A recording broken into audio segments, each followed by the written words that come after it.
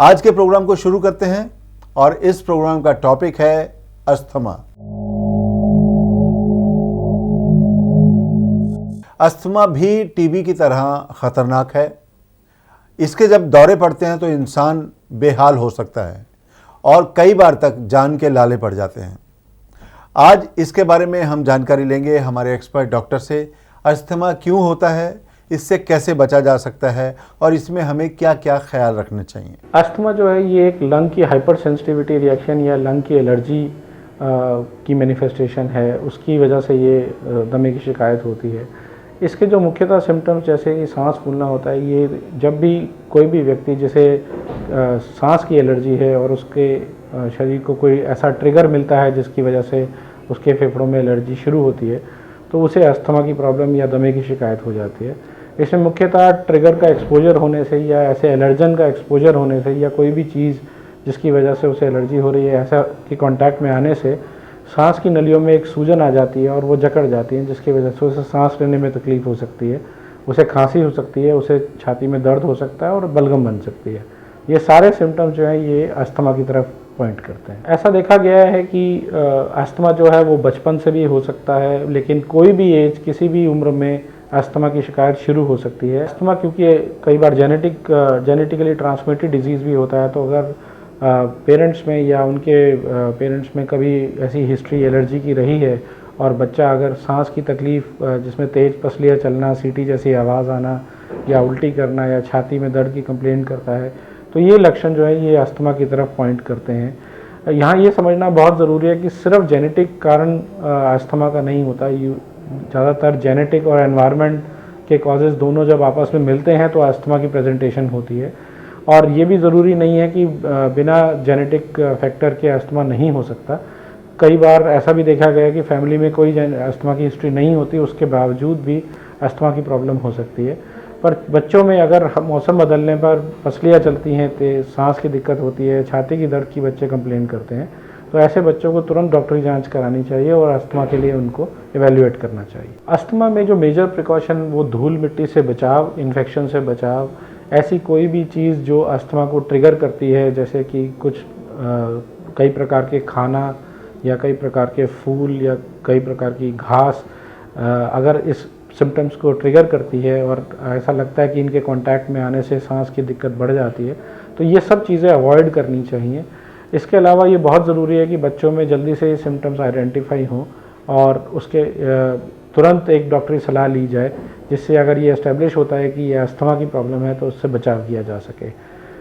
इसके अलावा ऐसा देखा गया है कि घर में कुछ चीज़ें जो धूल को इकट्ठा करती हैं, जैसे कि कर्टेन्स हैं या कारपेट्स हैं या पुराने ऐसे कमरे जिनमें सीलन काफ़ी है और ज़्यादा हवादार रोशनी हवा नहीं है और डैम्पनेस ज़्यादा है, ऐसी जगहों पे अस्थमा के सिम्टम्स जो हैं वो काफ़ी कॉमन होते हैं। अस्थमा की ट्रिगर्स काफ़ी कॉमन होते हैं और यूजुअली ऐसे बच्चों को जल्दी अस्थमा की शिकायत होती है। कई बार ऐसा भी देखा गया कि घर में पेट्स होने से या फर वाले कपड़े या खिलौने होने से बच्चों में खांसी और छींकें काफ़ी कॉमन रहती हैं, जो भी अस्थमा का एक कारण बन सकती हैं। अस्थमा कभी भी लाइफ थ्रेटनिंग हो सकता है और इनफैक्ट अस्थमा एक ऐसी बीमारी है जो अगर अच्छे से कंट्रोल नहीं की जाए तो वो 15 से 20 मिनट या आधे घंटे में ही जानलेवा हो सकता है और मरीज एक नॉर्मल खांसी या सांस की घुटन से वेंटिलेटर की स्टेज तक पहुंच सकता है। इसलिए ये बहुत ज़रूरी है कि अस्थमा का बहुत ही पहले आइडेंटिफिकेशन हो और एक प्रॉपर कंट्रोल हो और इमरजेंसी सिचुएशन में उसका जल्द से जल्द इलाज किया जा सके, जिससे जान का खतरा जो है अवॉइड किया जा सके। अस्थमा छूत की बीमारी नहीं होती क्योंकि ये एलर्जी की बीमारी होती है, तो अस्थमा एक व्यक्ति से दूसरे फैमिली मेम्बर में तो नहीं फैलेगा। लेकिन एक बात ये भी है कि अस्थमा के मरीज़ जो हैं उन्हें अगर बार बार इन्फेक्शन हो रहे हैं, खांसी या सर्दी या ज़ुकाम हो रहा है, तो ये इन्फेक्शन या वायरल इन्फेक्शन एक उनसे किसी दूसरे फैमिली मेम्बर को भी हो सकते हैं। लेकिन अस्थमा अपने आप में छूत की बीमारी नहीं है। ज़्यादातर ऐसा देखा गया है कि अस्थमा एक हाइपर इम्यून सिस्टम की बीमारी है, जिसमें इम्यूनिटी जो है वो ज़रूरत से ज़्यादा है। और ऐसा देखा गया है कि जब बाहर से कोई एक फॉरेन ऑब्जेक्ट हमारी बॉडी में एंटर करता है सांस के रास्ते के द्वारा, जिसे हम ट्रिगर कहते हैं या एंटीजन ट्रिगर कहते हैं, उसका जो एक हाइटेंड रिस्पांस या जो तेज़ इम्यून रिस्पांस होता है, उसी की वजह से एलर्जी या अस्थमा होता है। इसलिए एक स्ट्रॉन्ग इम्यून सिस्टम जो है वो अस्थमा का ट्रिगर करता है। अस्थमा का अटैक जो है उससे पहले एक ट्रिगर होते हैं या एक प्रोड्रोमल सिम्टम्स होते हैं, जिसमें सर्दी, ज़ुकाम या छींके आना, नाक बंद होना, खांसी होना या गले में खराश होने या स्किन में एलर्जी के लक्षण या आँखों में खुजली, नाक या कान में खुजली, ये सारे सिम्टम्स जो हैं ये एलर्जी के ऑनसेट के सिम्टम्स हैं। और अगर इन सिम्टम्स को हम इग्नोर करें तो ये आगे बढ़कर सांस की दिक्कत दे सकते हैं। अस्थमा एक कंट्रोलेबल डिजीज़ है, इसका परमानेंट क्योर नहीं है। और ऐसा देखा गया है कि क्योंकि ये सांस की एलर्जी है और जब भी इसमें ट्रिगर होगा तो अस्थमा के सिम्टम्स जो हैं वो आएंगे। लेकिन अगर नियमित रूप से अस्थमा की दवाई ली जाए और प्रॉपर इंस्ट्रक्शंस पे दवाई ली जाए तो ये बीमारी पूरी तरीके से कंट्रोल की जा सकती है। और ये इस हद तक कंट्रोल हो सकती है कि व्यक्ति को कोई भी सिम्टम्स कभी भी किसी भी परेशानी में नहीं होते। पर ये जड़ से क्योर अस्थमा का आज की डेट में नहीं है। डॉक्टर साहब ने जो हमें जानकारी दी है इससे हम शायद अनजान थे। अस्थमा कितना ख़तरनाक है, इससे हम कैसे बच सकते हैं। अस्थमा के बारे में हमारे एक्सपर्ट डॉक्टर हमें जानकारी दे रहे थे कि उसमें क्या क्या परहेज़ करने चाहिए। आइए जानते हैं उनसे कुछ और हेल्थ टिप्स। अस्थमा पेशेंट्स को जो 5 डूज़ हैं उनके लिए, या जो उन्हें चीज़ें करनी चाहिए, वो ये है कि नियमित रूप से अपनी दवाई लें।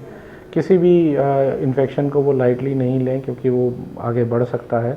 धूल मिट्टी से और इन्फेक्शन से वो बचाव रखें। उसके अलावा घर पे कारपेट या कर्टेंस या ऐसी धूल वाली चीज़ें जो मैट्रेसेस हैं, इनसे अच्छे से इनको झाड़ के रखें या इन्हें रिमूव करें। इसके अलावा एक प्रॉपर कंट्रोल अस्थमा का बहुत ज़रूरी है। अगर वो अपनी एक प्लान बना के रखें और थेरेपी अपनी डिस्कस करें अपने डॉक्टर के साथ, जिससे जब सिम्टम्स बढ़ें तो वो उसे स्टेप अप कर लें और जब सिम्टम्स कम हो तो वो स्टेप डाउन कर लें। ये सारे फैक्टर्स जो हैं ये अस्थमा को बेटर मैनेज करने के लिए यूज़फुल हैं। ये थी जानकारी अस्थमा के बारे में। हमारे एक्सपर्ट डॉक्टर ने हमें बताया कि इसके क्या लक्षण हैं, क्या परहेज़ हैं और इसके क्या क्या इलाज संभव हैं। हमें उम्मीद है कि आप हमारे इस प्रोग्राम से फ़ायदा उठा रहे हैं। आप इसी तरह हमारे प्रोग्राम के साथ जुड़े रहिए और हम आपको बेहतर जानकारी देने की कोशिश लगातार करते रहेंगे।